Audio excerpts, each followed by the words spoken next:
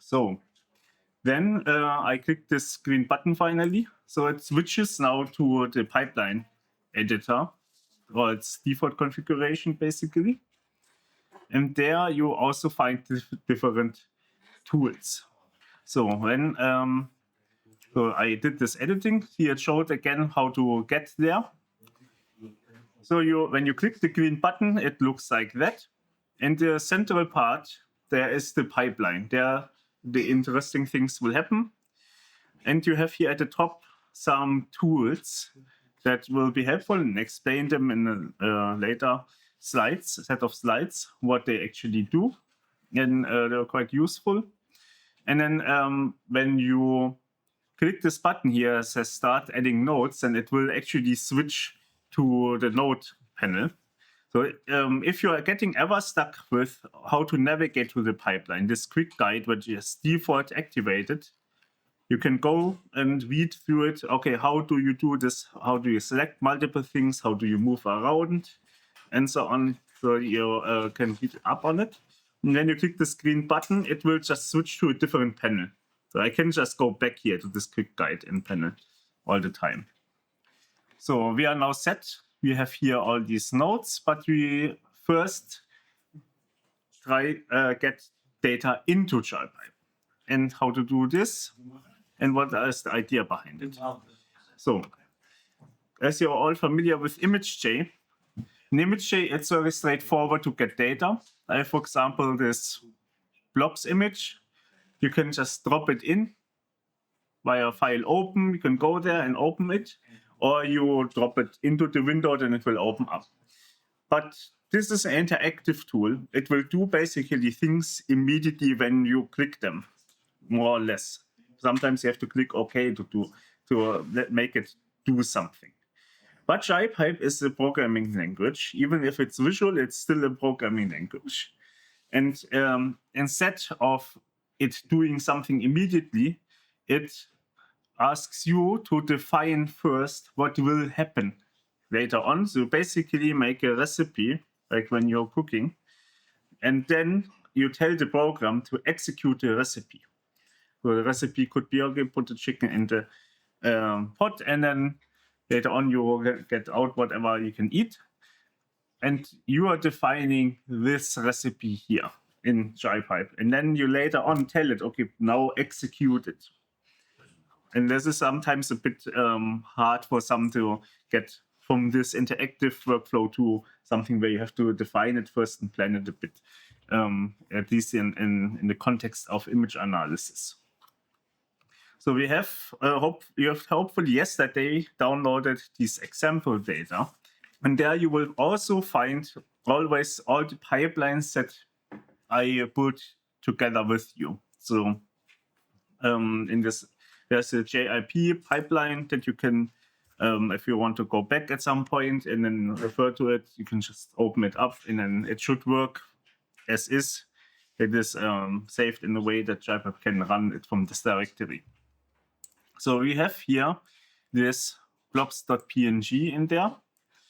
And the easiest way to get such single files or directories into JIPipe is by just taking it and then dragging it in. And you see that the pipeline reacts, so there's like a little cursor that follows it.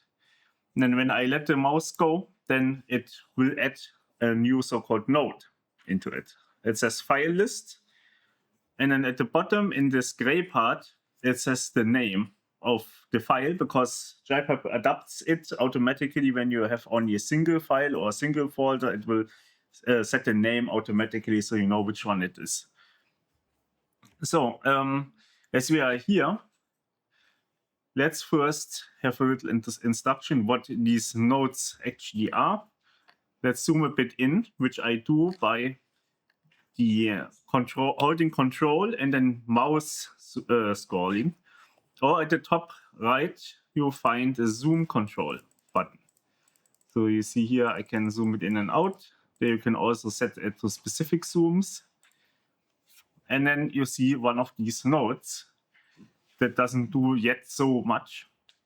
But let's move it around. So you can move it around by dragging it by the colored area. So here, this green area, you can move it with your mouse. You can also move it with your keyboard keys, these arrow keys. If you drag it by the gray area, then it will try to make a connection. So don't drag it there to move it. Don't be confused. And then you can navigate also around. Here at the top left, there's a map that you can drag, but currently we have not so much going on, so it's very small. But later on, we will use it. If you get lost in some way, for example, I can move the camera around by basically holding the middle mouse button. Then I can basically drag this whole area around. You see at the top left how the map basically grows. And then you can imagine that if you overdo this completely, you get absolutely lost in space here. Like, okay, where is everything? Okay, I can look at the map and then navigate there manually. But you can, there's a quick function where you can basically crop the view around it, so go back to your pipeline. There's a little button here. Is this one here. And then if I click it, then it basically jumps back. This is the way how you get back into your view. So let's continue maybe a bit, very slowly. So we have here this node that we can move around. What does it do? It doesn't do yet so much because, as I said, this is an instruction set. It doesn't do anything. It sits there and waits for you what you want to do next. And you can run it. You see here this enticing play button. When you open it up, that gives you a couple options. I will explain them a bit later, what they actually do. Just go with the first one. Just click this update cache. Then it will run something. You see it switched around the panels. And then it quickly switched back to this results panel. So you see on the right-hand side that it switched suddenly from parameters to results. And then you see something that has appeared.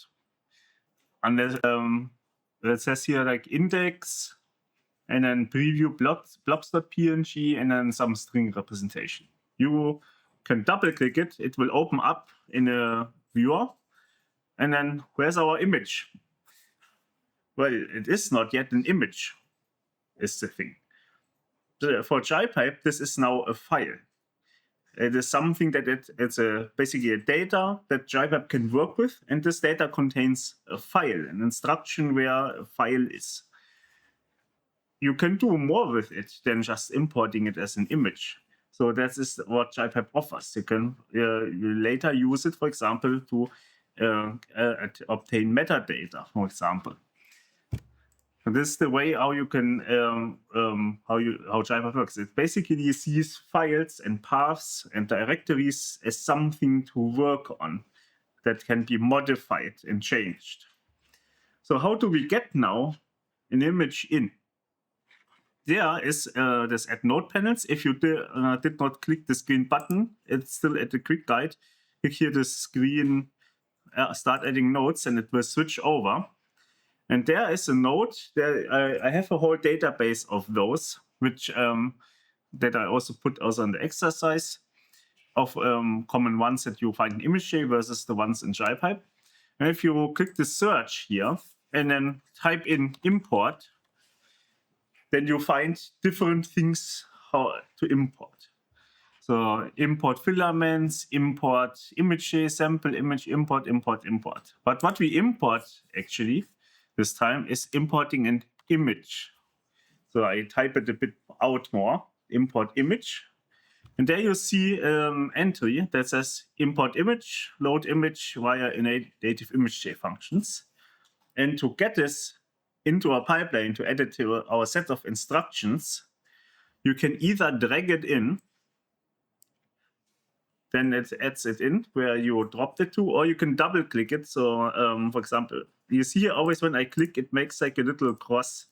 When you double click it, it will just end there. You can add as many as you want, but I'm going to delete that one, which you can do via right click delete, or there's like a delete icon here at the top as well. or you can press delete on your keyboard as well.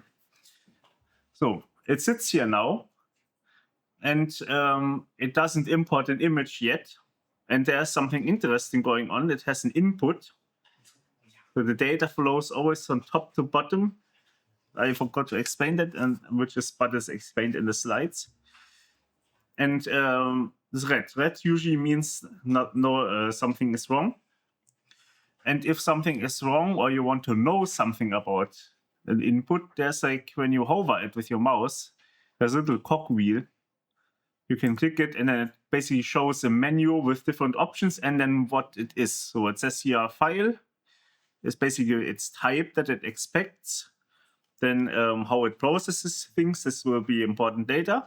And then a warning that says this slot is not connected to an output. So it needs something to import. But it is already here. Well, we did not make it a connection. We need to connect this up from our file list into the import image. And to do this, the most straightforward way is you start at either of those gray connections. And you see when I hold the mouse over this, it goes into this mode where it tries to make a connection. And it follows my mouse. I'm holding all the time the left mouse button. And then when I go to the import image, it snaps into place, turns green. And then I let the mouse go. Then it is connected now. When I unclick everything, then you see that we have an arrow. And I can move around these nodes. You see it keeps there. So it's now connected by JIPipe. To disconnect something, which is also important, you might need to disconnect something. You basically direct the connection again. So when it snaps into place, but then it's a red arrow, means, okay, I delete this connection, and it's gone again. So I'm repeating it, connecting, and then disconnecting. The direction doesn't matter, because JIPipe data always flows from top to bottom. So I can do it in any direction how I want. JIPipe understands that. If you have many connections on a node and you basically want to get rid of all of them, for example, oh no, I have so many that go here out of the file list. There's a way you can right-click it or click this cogwheel, does the same thing. There's a disconnect all button that would then disconnect just everything that is attached to it. So this is the basic things. I'm going to connect the import image there and leave it there, because this is what we are going to do and need next. So this is then basically our set of instructions now, is that we have a file or a list of files, as it says there in the name, and then we are going to import them as image. If we give it a list of table files or a list of image arrays or anything else, and there are other importers that wouldn't import them as something else. For example, we have a cell post pre-trained model. There's also an importer for it, imported as a cell post model, and then JIPipe manages it now internally with its own system. So now, how to execute it? This time something more interesting will happen when you click this button here. I again show this update cache, and then go into slides to show what these individual options do afterwards. So if I run it now, then instead of just the plain results, you see there's an image in the preview. So I ran here this update cache via the play button, the first option on import image, and then it will auto switch to the results. And then you see here already the preview. You can double click them always, and then they will open in JIPipe's own image viewer. This is the reason behind this is that you can use it to browse easier through multiple data at once when you have batch processing. If you wanted an image.j, you can go to export here, and then you can export it to image.j. Raw image means the image as is, and then rendered image, the image as you see it. So it's just a RGB image. So for example, I can click here raw image, and I have it in image.j. I can do something in image.j with it. It's just that you know. JIPipe will also output it to Napari and other viewers as well. if you go via the export menu, but that's optional now. So about adding nodes, sometimes the search engine is a bit not non-ideal for searching something. We have also other options to go and browse through things. So let me explain that before I switch to the next part. So you have here these panels. There are different categories of nodes on what they do. You have add data, file system, annotations, images, ROI, filaments, tables, export, miscellaneous, image.js, and templates, and something that is pinned. These except the templates and the pinned things, these are basically main categories of how the nodes are organized. So, okay, excluding the image.js one. The image.js one contains the ones that are like structured like an image.js. You can always browse through these. For example, in file system, you can go and click it and then see here different subcategories. For example, I want to list something, then it would filter.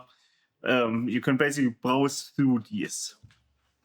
If you prefer, because sometimes you just want to go and quickly browse through something, you can right-click these. Then they will open a menu that is organized the same way as if you click it with your left mouse button. And then sometimes this is easier to find something.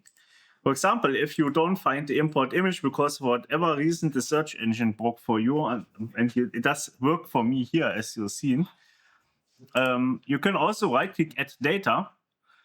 And this is sometimes very helpful here to have it like that. Then you see all the kinds of data that JIPipe can import or add or define in some way. And you can find here the image.js image, and then different kinds of ways how JIPipe can obtain an image.js image. For example, you can generate one, you can grab one from image.js samples as well, the ones that are published by this file open import sample or something, if I remember correctly. Color maps, and then here also you find import image as well.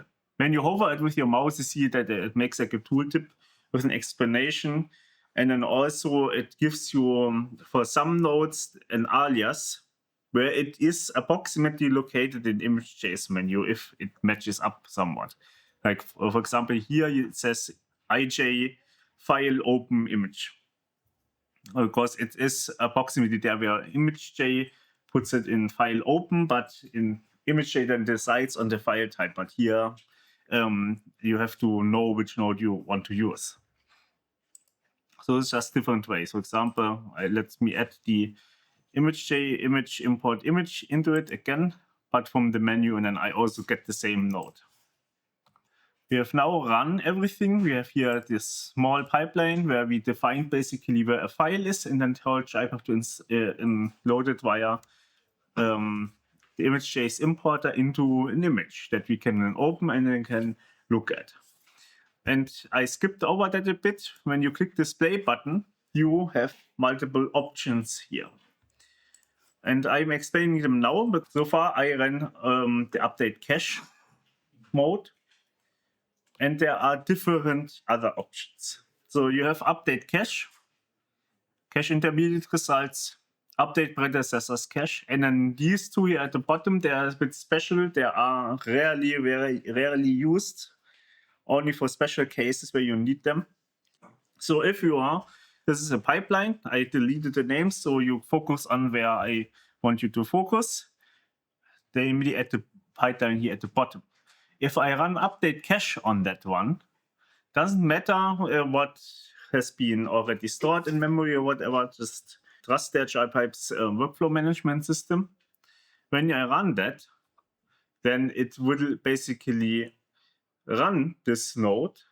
So basically you will get only this result. And then if it ran any nodes in between, because it needed the intermediate results to calculate the one after that one, they will be discarded automatically. So it says here, discard intermediate results. If you do cache intermediate results, then it will keep them all around. So if I run this one, it will run it, of course, if there's basically nothing, if it has to run it, it has to go through it, of course, to really generate the intermediates. But then this option would instruct JIPipe, okay, keep them around. So you can then go later back and then review them. This can be very, very useful, but also very dangerous because you have memory constraints. Currently, in the current version of JIPipe, it will be resolved at some point or circumvented. You have to keep an eye on your memory. So if you do a cache intermediate results, there's larger images, and many of them you can easily fill up your memory by an impressive degree. And then if it reaches 100%, then you will get into trouble very quickly. And then the third option is this update predecessor cache. This is a special function that is useful sometimes if you want to rerun this specific node here, and you because you want to try out maybe some different parameters and settings, but you don't want it to rerun all over and over again. You want to basically tell JIPipe, okay, please keep my predecessors, so the ones that it needs, around. So JIPipe will basically be lazy and not redo your whole pipeline.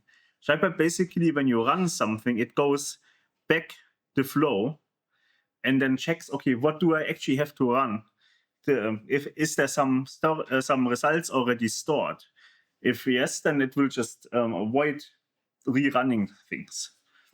Don't worry if you change some parameters. JIPipe usually is good in checking if you maybe changed something in a predecessor step, and it checks internally did you change something, and then automatically adapts. These nodes, when you run them, they have a little icon here at the bottom. Maybe I can use this Windows thing. So it has here this icon at the bottom indicating that there is data stored in this output. So if you click this cogwheel, it also says it. Outputs are cached, and then how many items are there. And then here at the top right, it says also cache, and then how many things are now in memory, and JIPipe has them available. If you, for example, have a step that follows after that, then it will account for that. And then the thing is, then where something is cached, if you go click a node and then go to the results panel, then it will show something in here. So like my blobs file that it processed, and then also the image that it imported. So it's straightforward. You can also tell JIPipe to delete the cache. For example, I can click here at the top cache button and then tell it, okay, please clear all my cache. And you see the icons disappeared here from the bottom because it's now gone. It has deleted it, and then at some point the memory will be automatically freed. So let me run it with update cache intermediate results again. And you see here then it kept both of them around because I told it, please keep also my intermediate results, which is the output of this file list. If I have a longer pipeline and then assuming, where is it, something, where these two are already cached, here, they are already in memory. Then when you tell it to run this one here at the bottom, then it will not rerun that one because it just doesn't need to do this instruction. It basically goes back, it follows the flow back, and it says, okay, I need this one. And then it flows the other way back. And then, okay, I need this one, and I need this one, and I need this one. Oh, this one I already have. And then it would repeat apply only the operations that it absolutely needs. This way, you don't have to repeat everything. This would be very annoying. And then there are very heavy operations around that take quite a few time, like training of cell posts. This can take like an hour, and we don't want to repeat this. So yeah, it will be lazy as possible. So basically use these in your head. I guess this is a stopping point where this little icon is here at the bottom. So where am I there? So the image viewer I can showcase a bit because it has some neat features compared to the one from ImageJ. So I clicked here the import image. If it's not cached, you can cache it. there's also a button in this results where you can do the same thing. You can, it's basically does the same thing as this play button. Just sometimes it's more convenient to have it directly here. So if a node is already cached here and then you basically rerun it, it will delete its current one and then rerun itself. This way you can check different parameters. So this viewer has some nice things that are in ImageJ under multiple windows. So for example, you have here this contrast thing directly in here, so you can change your displayed contrast there. You have these different options from ImageJ directly available, 8-bit, 16-bit. Okay, this is an 8-bit image, it's not so helpful here. And you can also make a false coloring directly in here with that. For example, let me load the color map. So there are many. This is like a superset of the ones that are from Python and the one from ImageJ. So you find both if you are familiar with them. For example, I use Viridis, which is its default, and then it looks colorful. So these false coloring, as I explained yesterday, they are not very scientific or something, but they look nice. And they're impressive if you ever have press around. They love these. And then you can edit these LUTs also live here with this editor. So you can modify them and then make your own as well. So it has some additional features. So we have this blobs data. It's open and nice. So I closed it and you see that it basically discarded the information because it makes basically internally a copy of that. It's just a viewer. If you want something permanent, go let it work it on ImageJ. There you can actually modify it or use the nodes. So we have here this blobs data, and the most basic thing that you can do with these blobs data is extract the blobs. In ImageJ, it is quite straightforward, and also we can basically apply our image analysis steps that I've talked about yesterday. We can import them, then we can pre-process them a bit, denoise them, then we analyze them by doing some thresholding, basic thresholding, and then we can do some post-processing, detecting the regions of interest, and then we can do some measurements or something. So let's do this live. It's all, again, the whole workflow in the slides, and you have the full workflow in your folder as well if you want to go back and then see a functioning one. So let's go. We have now the import image. How do we do some basic pre-processing? You see, I remember from yesterday, the median filter was quite good for it, worked nicely. So let's do this now in JIPipe. And there are actually multiple options. So you can search it here in the menu. If you click these buttons, don't forget to unclick them if you don't want to search in a category. So let me search for the median filter. You see that it matches to multiple nodes that have very similar colors. You find like median filter 3x3 and median filter RGB color. These are all mostly ImageJ nodes that I transferred into JIPipe. But we want a very, very basic one, median filter 2D. Just called median filter 2D. If you know where it is in ImageJ, you can also go by right-clicking this IJ menu. And there is a menu where I try to match it up as much as possible to how ImageJ does it. And there you find it under the same path. So it's in ImageJ process filters. No, where was it? There, median. And it would do the same. It would then make a node that's called the same. Median filter 2D. We hook it up and then have the first step after. Where are my settings? So if you see here always on the right-hand side these different panels when you select something, parameters, slots, inputs, results. It might be in results when you run a node. You can always go back to parameters. Then there are all the settings. And then when you know the ones from ImageJ, you will notice that they sometimes looks a bit different in JIPipe, and there are sometimes and often enough actually a bit more available because they are converted manually, and there are some options that are hidden in ImageJ, but then they are offered also through JIPipe instead. So you have sometimes a bit more options, but this is not the case for Median. You have the same options as in ImageJ. Specifically, you have the radius. I leave it at 1 for now. Add the Median filter 2D. I can run it with update cache. It will then, as mentioned before, it will not rerun the file list and not the import image. It will just run the Median filter 2D because my import image was already cached, and it just goes backwards, checks, okay, I have everything I need, rerun myself. And you see that it did everything. It's very fast. And then I can open it up, and then you see it's a bit more smooth if you remembered how the other one looked. So maybe, and my JIPipe is not ideally the perfect one for interactive analysis. You can do it somewhat in JIPipe.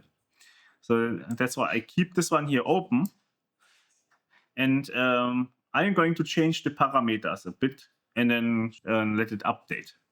So I keep this viewer up here. I moved it a bit to the left so I can pin it to the top. Here's a little button.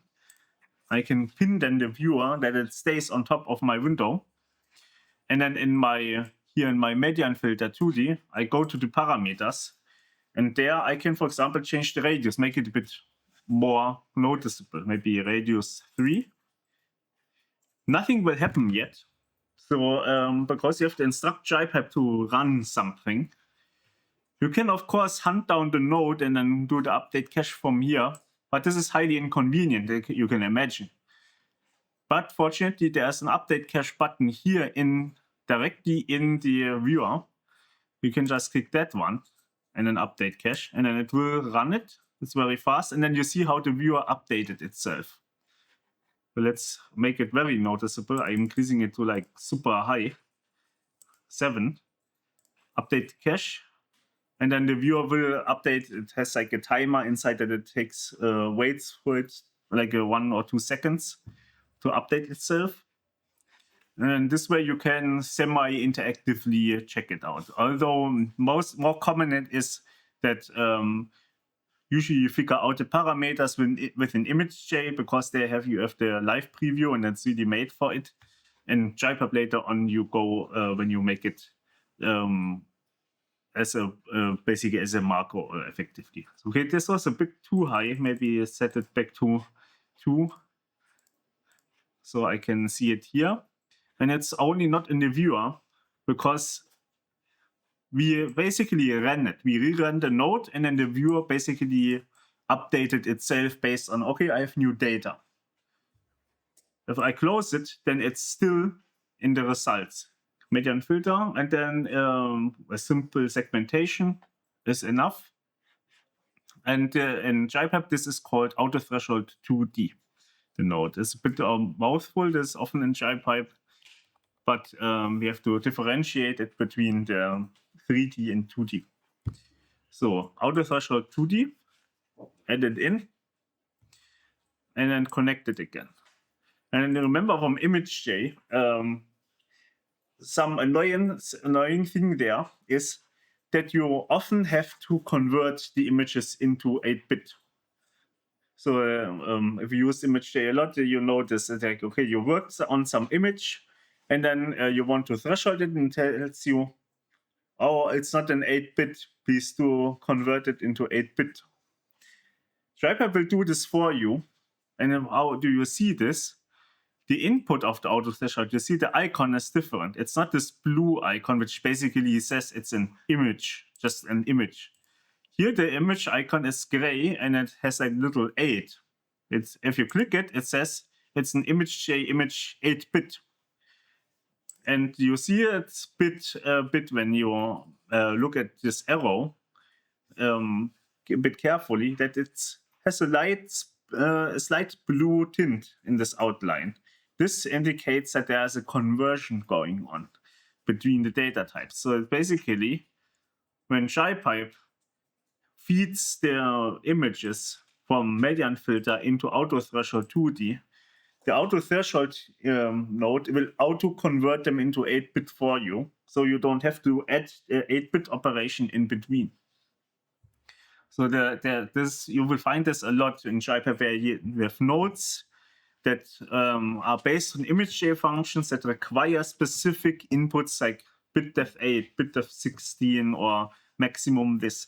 But in JIPipe's nodes are annotated to auto-convert them for you into the correct format, so you get it done quicker. If you need a specific conversion, you can search the same functions as an ImageJ. For example, I search 8-bit, then you will find the convert to 8-bit or 8-bit. They are all the same. They're basically aliases of itself that would do the same thing. So it converts any image into 8-bit. I just show it here. You don't have to add it, because JIPipe will do it for me. And you remember from ImageJ that it has different auto-thresholding methods and its auto-thresholding setting. And there you will find them here again under parameters. There are many parameters, if you remember from ImageJ's auto-threshold. There's like only 1 or 2, and then like some check boxes. But here you have a bunch. You can like tell it, okay, calculate the threshold on some area only, and then it can do multi-slice thresholding, a lot of things. But it has one important parameter called method. And I know this because it has a little highlight icon here. Like this orange icon highlights a parameter that is considered important. Better check it out. If you don't know what the parameter does, you can always click here this help button. And I always have it, and every time I show it in JIPipe, I never wrote a description for the method. So it says it has no description. But it says that it is an important parameter. And there you will find all the 15 ways how ImageJ does its auto-thresholding. So except try all. Try all you do a bit different in JIPipe. For that, I have a pre-made set of nodes that you can just reuse. So default should work fine. And then if I can run it, and then it's thresholded now in the end. You can open it up. It's auto-thresholded image. Does the same thing as an ImageJ. Nice. So worked. And then now, as you're all familiar with ImageJ's handling of how it does the analysis, we now want to extract some regions of interest. In ImageJ, this is of course under this analyze find particles. And in JIPipe, it has a similar function, but it's called differently, of course. It's called find particles 2D. Don't choose the 3D one. It also has a 3D particle finder from 3D ImageJ suite. Choose the 2D particle finder and connect it up. You see here it requires a mask as well with the icon, indicated by the icon and by the name. Connect it up. And then it will, similar to how the ImageJ particle finder works, it will find you ROI, and it finds you also measurements as well at the same time. And there is actually a description here in the documentation panel. When you still have this documentation open, it describes, okay, what does this do, what goes in, what goes out. And then in the parameters, you have the same settings in the table. So you have the same settings as an ImageJ that you're familiar with. You have the min particle size. It's just separate into different parameters from 0 to infinity, which is the same as an ImageJ's default. The circularity, and then the neighborhood setting is same as an ImageJ. And then the set of measurements that it will extract for you. By default, it is collapsed. So because this is a super long list, if I uncollapse it, then you see by default, it just measures all the ImageJ measurements just to be sure, because you might need it at some point, and then you're angry that you have to rerun it. But if you want only specific measurements, you can pick them out and select the only ones that you need. Then all the settings from ImageJ, and then if you want it to measure in physical sizes or not, the same setting. So sometimes these settings that are global settings on ImageJ, somewhere in its preferences, they wander into the nodes in JIPipe because there they belong, and the nodes should behave the same regardless of the machine. So it will override ImageJ's own settings sometimes. So if I run it, then you will get two outputs. You see that the ROI and the measurements, them both have been filled in. And you get the measurements. This is easy to explain. You can double click it, and then you can see it in JIPipe's own table viewer, where you can view it. You can also save them out as CSV and Excel. This is something that JIPipe can do. It can save out Excel files. And you can also plot directly from here, summarize the table and other things. You can also send them over to ImageJ and then do whatever you want to do in ImageJ. And you see that these viewers, they all share many interface elements. Like, okay, you have here again the update cache and this auto refresh and then these controls and then this pin at the bottom right. So, and then the other thing that you get is from the ROI input. By default, this view here, this results view, it will display all outputs. It says here all outputs. You can tell it which output it should show. So if I switch it to ROI, then it should only switch this basically to ROI. And to the measurements output, it switches to the measurements only, but defaults to all outputs. So you get the overview of everything. And it contains the ROIs, as mentioned. And then if you open it up, it looks a bit different than in ImageJ. Because this is the big difference of how JIPipe handles ROI. In ImageJ, when you do define particles, it will make ROIs. These are exactly the same ROIs as in ImageJ. But ImageJ auto shows them on the image because this is an interactive platform. But for JIPipe, it is an automated platform that should handle a lot of data at once. And it sees ROIs not something that is drawn onto an image. It sees ROIs as just a contour. It's just an area encircled around something. So what is this something? Doesn't matter. It will make like a black image as background to show it on. And then I show you later on how you can actually draw it on top of an image. But this is its default way. And why is it like that? Because here you don't have to save an image with the ROI. Images are large data, and ROIs are super, super small. Like an image is like a megabyte. Its equivalent ROI of whatever object is found is maybe a few kilobytes at most. So it's way, way, way smaller and doesn't have that much memory impact. This is one way how you can manage memory actually in JIPipe, is basically converting something down into a ROI. These are smaller and you can handle them easier. And then later on, you can specifically pick out when you want it together with an image. So there's some big difference in JIPipe, this handling of regions of interest. So, and how to do on something else, I wanted to show it quickly.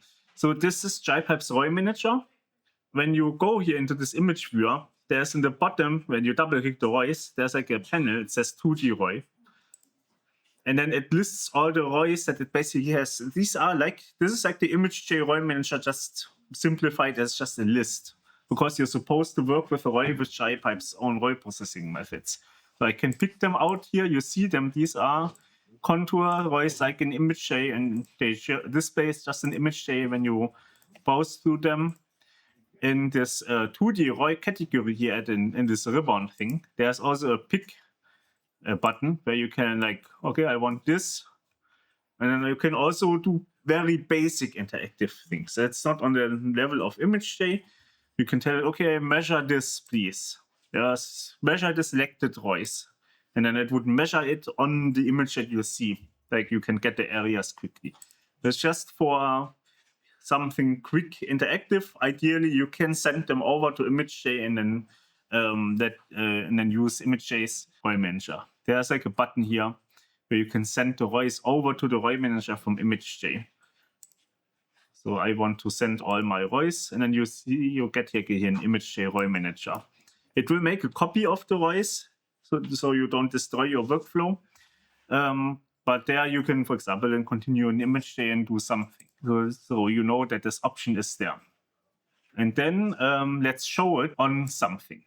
In ImageJ, as you remember, it's basically drawn as an overlay over the image. How can you get this in JIPipe? There's a node that's called set2d overlay. And it has two inputs now. It wants my ROI that I want to draw on my image. So you can see I can also move this, that it makes me space. So I connect my ROI on what I should draw on the original image. And this is then basically one of these branching things where I reuse the original image again and use it as overlay. And there is like a benefit compared to ImageJ. You know, in ImageJ, when you apply image operations on image, sometimes they make a new window, sometimes they do it on the same window. In JIPipe, you don't have to take care of that. The data management will auto-duplicate the image for you. If I choose this original import image, it doesn't do this median filter because the median filter in ImageJ applies on the same image. It will make auto a copy when it applies the median filter. So you don't need to duplicate everywhere. It's just use it. The data management will take care of it for you. If I set the 2D overlay and then run it, you see in the preview that there's like a yellow outline already around each blob. And there you have this overlay. Just the same as an ImageJ, but it's automatically generated. And nothing prevents you from, if you have another image, to apply these ROIs there. It can be even an image that has a different size, because ROIs are just outlines. They don't care if they are over a different region. When you're doing image analysis, it's useful to show your result, what it detected, the objects, on top of whatever originally came in. So you want to see how well your algorithm worked. So you can compare with your eyes. Okay, did it find everything here? Looks good for me, at least. That it found every blob that I see with my own eyes. So this is a common way to visualize it. In the end, to really show it on top of the original image without the pre-processing, so you can compare. And this is also useful for papers where you want to show, okay, my method works. Here it is, you see the outlines of my thing. So there's a montage node. It's called create montage. It matches also to make montage from ImageJ. If you add this in, for example, I want create montage of this overlay image and then auto threshold 2D. And then in the parameters, you can define all kinds of settings, but leave it at default and see what happens. You see that it has a label area at the bottom here. It's not filled out yet because it needs, of course, information. This is all automated in some way. It needs to grab information from somewhere where and this we will learn a bit later, how to handle annotations, and then let JIPipe basically figure this out for you. So it's automatically, and then later on you can just give it more data and then it will work automatically for you. So this is like a montage. You can change settings, like you have it horizontal. You can also hide the label if you want. Let's maybe check where I can hide the label. Yes, draw label, disable. Hopefully I programmed this correctly, that it handles it. Yes, and then like top, bottom, and then, oh no, I want it in one row.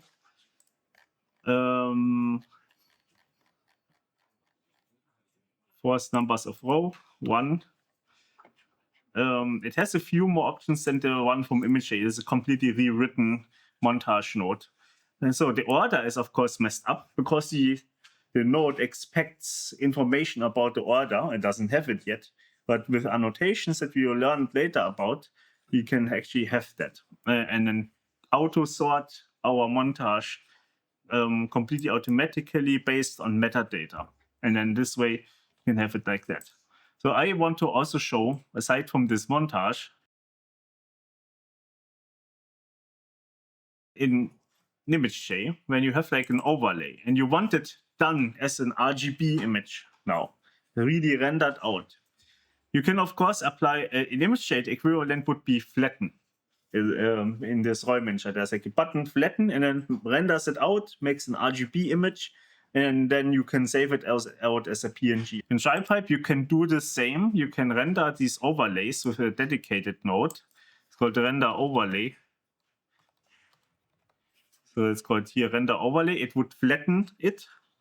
Or you can also use another node that would do the same thing, but without one additional step. It's actually a bit older node than set overlay. It's called convert ROI convert 2D ROI to RGB. So it's basically its sister node to set 2D overlay. It has the same inputs, except here they are just differently ordered.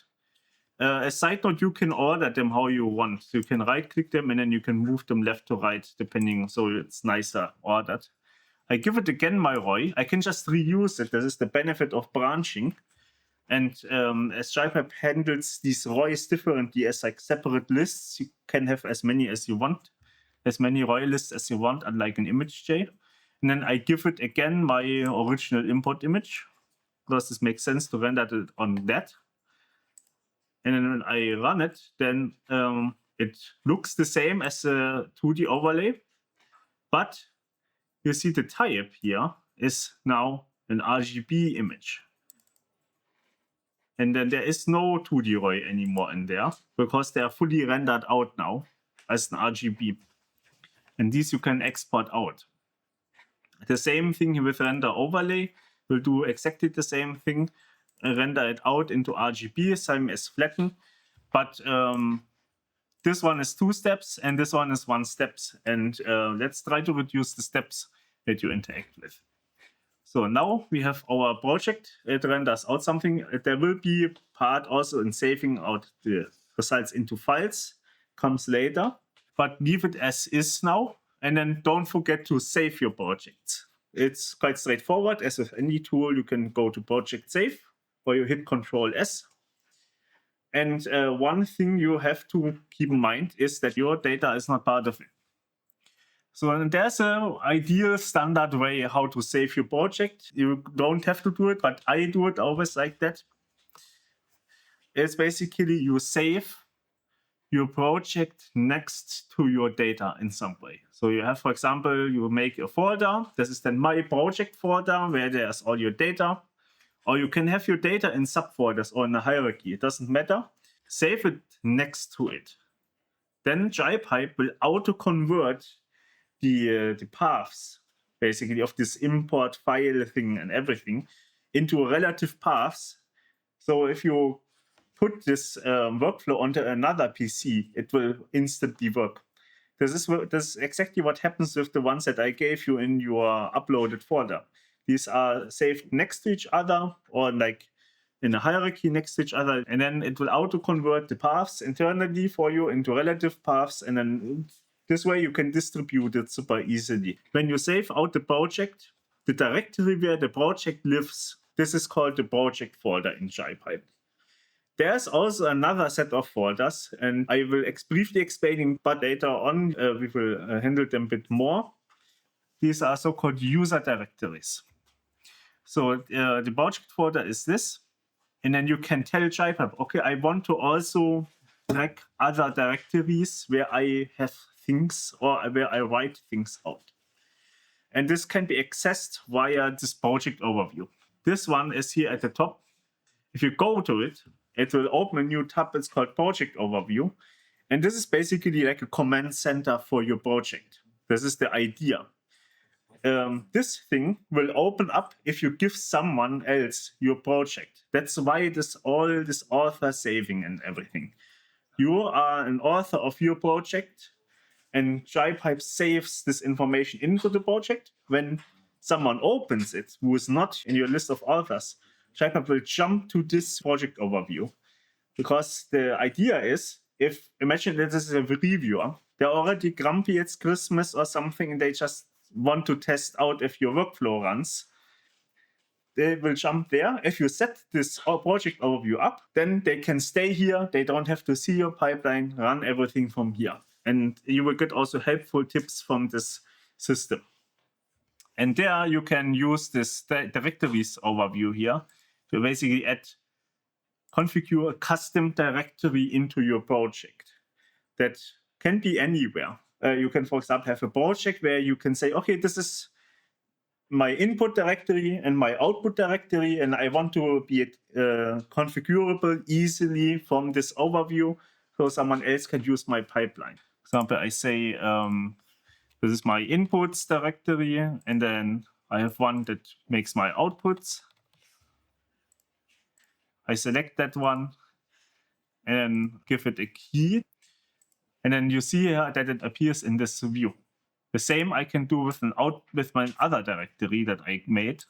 And you can have as many as you want outputs.